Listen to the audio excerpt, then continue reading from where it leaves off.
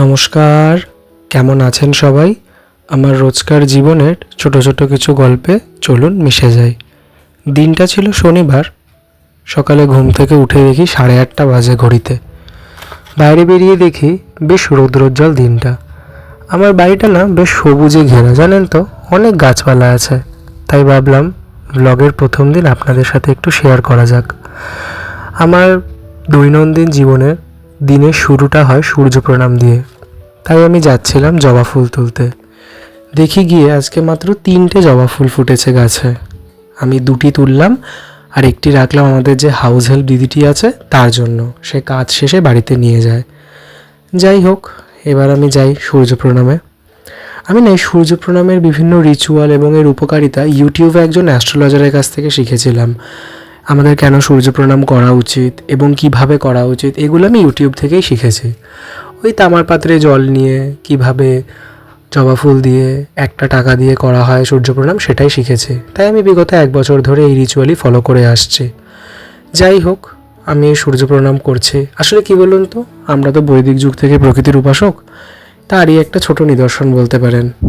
সূর্য প্রণাম হয়ে যাওয়ার পর, সূর্য প্রণামের পর যে জলটা থাকে, ওই জলটা না আমি নিচে একটা গাছে ঠিক না, নর্মাল মাটিতেই টবে দেই। কেন বলুন তো? কারণ কোথাও ঝাঁটা লাগে বা কারোর পায়ে লাগে, পাপের ব্যাপার আছে, সেই জন্য। ওই যে জবা ফুলটি ওইখানেই থাকে, আর ওই যে টাকাটি ওটি আমি নিয়ে ঘটে জমাই। বিগত 1 বছর ধরে তাই হচ্ছে। বাইরে বেশ দেখলাম গরমও রয়েছে, আবার সূর্যের তেজও রয়েছে, সেই কারণে একটু সানস্ক্রিন অ্যাপ্লাই করে নিলাম। কেন বলুন তো? আমার মুখে না অনেক ছোটো ছোটো ফ্রেকেলস রয়েছে, খুব জ্বালা করে যদি সূর্যের রে ডিরেক্টলি আমার গালে পড়ে। তাই একটু সানস্ক্রিন মাখলাম সাময়িক উপশমের জন্য। আবার আমি বহুদিন ধরেই না লোটাসের একটি ডে ক্রিম ইউজ করি, ওটি বেশ উপকার দেয়, বেশ উপশমও দেয়, সেই জন্য ওটিও অ্যাপ্লাই করে নেব। আসলে শীতকালে তো নিজেকে বোরোলিন বা এসব দিয়ে প্যাম্পার করা হয়ই, কিন্তু গরমকালে তো আর এসব করা হয় না। আসলে অভ্যেসেও নেই এবং সময়ও হয় না। বারবার ঘড়ি দেখছি রেডি হতে হতে, কারণ দেরি হয়ে গেছে, ওই খুদেটিকে পড়াতে যাব। আসলে খুদে বলতে কে বলুন তো, আমার নিজের মাসির মেয়ের মেয়ে, আমার ভাগ্নি, ওকেই আমি পড়াই। যাই হোক, রেডি হয়ে নিলাম। এবার রেডি হয়ে তাড়াহুড়ো করে বেরোতে হবে।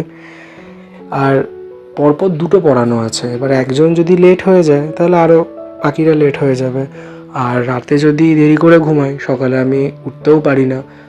এই 2টো টিউশনই আমার বাড়ি থেকে বেশ খানিকটা দূর, হাতে কিছুটা সময় নিয়েই বোধহয় বেরোনো উচিত ছিল। যাই হোক, আর হয়ে ওঠেনি তো কী করা যাবে। আমি বেশ পারফিউম ইউজ করতে ভালোইবাসি, সেই জন্য দেখুন এখানে একটা ইউজ করছি, বেলাভিটার ব্ল্যাক সিইও।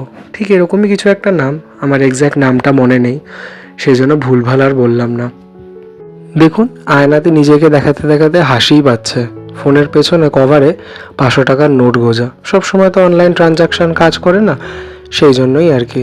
যাই হোক, হাউস হেল্প দিদি আসতে দেরি করছিল বলে মাই 4টে বিস্কুট দিয়ে চা দিয়ে বললো খেয়ে যা।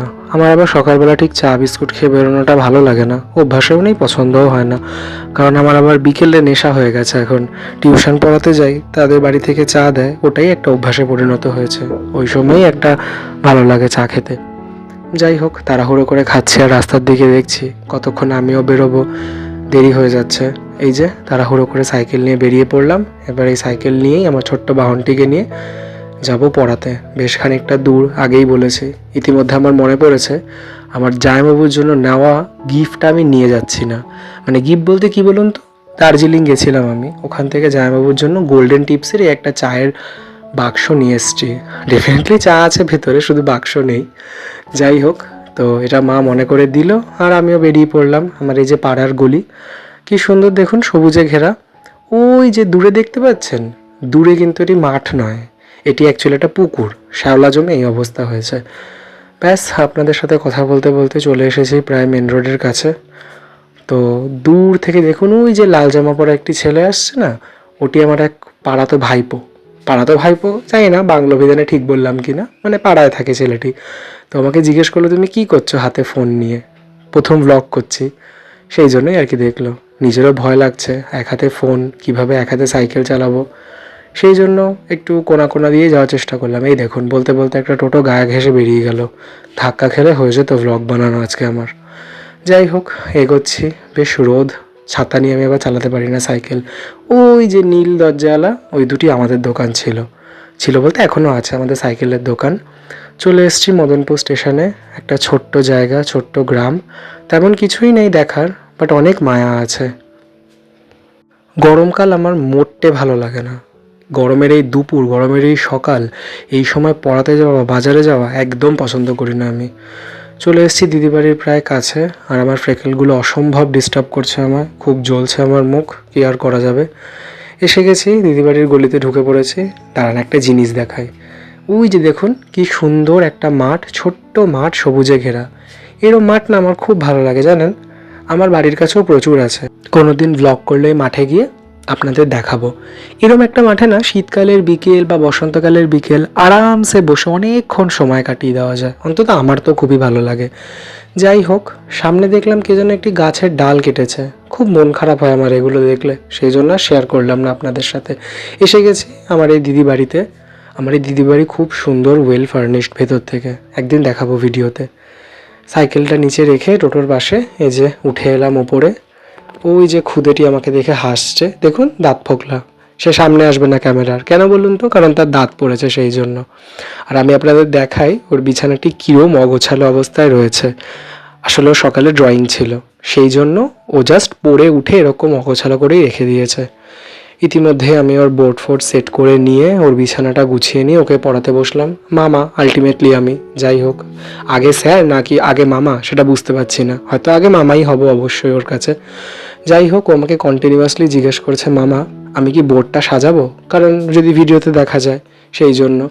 ওকে আমি একটা ছোট্ট রিঅ্যারেঞ্জের লেসন পড়িয়ে নিয়ে পুরো ল্যাঙ্গুয়েজের একটা পরীক্ষা নেওয়ার প্ল্যান করছি, সেই জন্যই এত বোঝানো ওকে আর কি।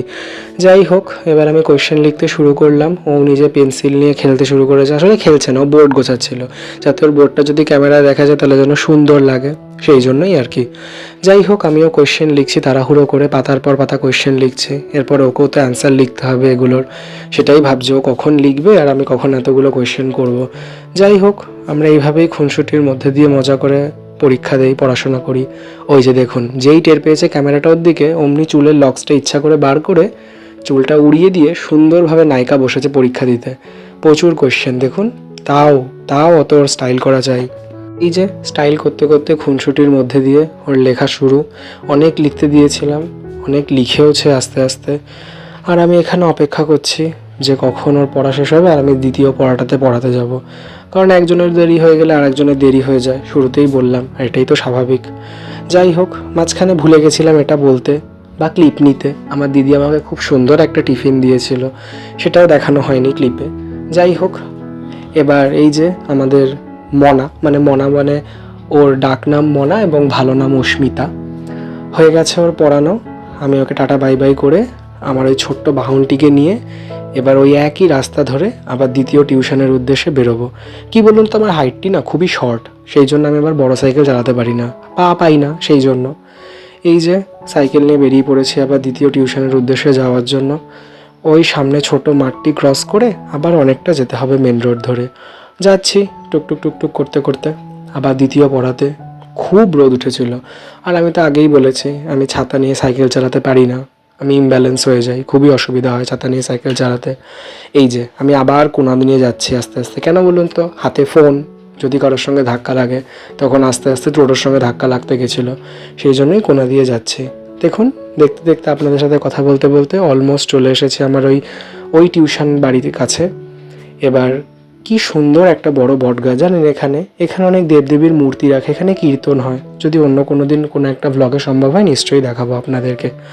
চলে এসেছি আমি টুরি বা চন্দ্রানী ওদের বাড়ির কাছে। এ আমার ছাত্রী চন্দ্রানী রায়। ওদের বাড়ির গেটটা না রিসেন্টলি রিনোভেট করেছে জানেন, আর আমার না ফ্লোরাল ডিজাইনের যে কোনো কিছুই খুবই ভালো লাগে।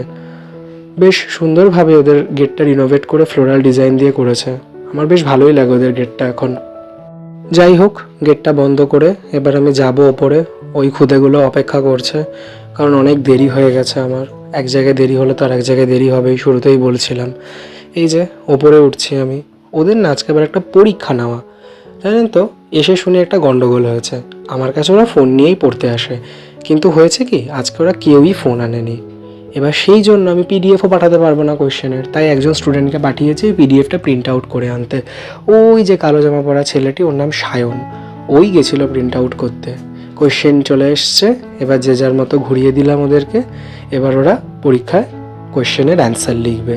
ব্যাস, কোয়েশ্চেনের অ্যান্সার লেখা শুরু হয়ে গেছে। ইতিমধ্যেই চন্দ্রানীর মা আমাকে এক থালা আম দিয়ে গেছিলো খাওয়ার জন্য, আর আমিও ভুক্কারের মতো আমগুলো খাচ্ছি আর নিজের ভিডিও ক্লিপ আপনাদেরকে দেখাচ্ছি। যাই হোক, পরীক্ষা নেওয়া আমাদের শেষ। আমিও কোয়েশ্চেন পেপারগুলো, অ্যান্সার শিটগুলো কালেক্ট করছি। কালেক্ট করে দেখুন তাড়াহুড়ো করে কোনো রকমভাবে রোল করে আমি ওটাকে নিয়ে বাড়ি আসার ধান্দা করছি, যে বাড়িতে আসবো, বাড়িতে এসে আমি আমার নিজের পড়া শুরু করব সেই জন্য। যাই হোক, ওদেরকে টাটা বাই বাই করে আমি এই যে বাড়ি যাচ্ছি। জানেন তো, ওরা যখন সিঁড়ি দিয়ে নেমে জুতো পরে সাইকেল নিয়ে বাড়ির দিকে যায়, আমার খুব কেমন করে মনটা। কারণ জানেন, আমি ওদের মধ্যে না নিজের ছোটোবেলাটা খুঁজে পাই। কারণ আমারও মনে পড়ে যখন আমি ছোট ছিলাম, তখনও তো আমাদের স্যার যখন পড়ার থেকে ছুটি দিত, তখন তো আমিও এইভাবে বাড়ি যেতাম, হাসতে হাসতে পাড়া মাতিয়ে দিয়ে আনন্দ করতে করতে। যাই হোক, এইভাবেই ওদের মধ্যে দিয়ে আমি আমার ছোটোবেলাটাকে খুঁজে বার করার চেষ্টা করি। যাই হোক, তাহলে আজকে ব্লগটা আমিও এখানেই শেষ করব। বাড়ির উদ্দেশ্যে আমাকেও তো যেতে হবে, আর বাইরে খুবই রোদ। এবার সেই একই রাস্তা, একই রোড ধরে, একই বাহন নিয়ে তাড়াহুড়ো করে বাড়িতে যাওয়া, অনেকটা বেলা হয়ে গেছে। স্নান করে নিজে খেয়ে পড়তে বসতে হবে। এই যে আবার কোনা দিয়ে যাচ্ছি বিভিন্ন যানবাহনের ভয়ে। দেখুন, কথা বলতে বলতে আমি বাড়ির গলিতে চলে এলাম। ওই সেই ছোট্ট একটা গলি, বেশ সবুজে ঘেরা, একটা গাছপালা দিয়ে ঘেরা। ওই যে গোলাপি রঙের একটা বাড়ি, ওটাই আমার বাড়ি। চলে এসেছি বাড়ির কাছে একদম, আর চলে এসেছি ভিডিওর একদম শেষ প্রান্তে। আজকের এই প্রথম ছোট্ট ব্লগটি, আমার জীবনের ছোট্ট গল্প কেমন লাগলো অবশ্যই কমেন্ট করে জানাবেন। ভালো লাগলে ভিডিওতে একটি লাইক দেবেন। আবার দেখা হবে পরের ব্লগে।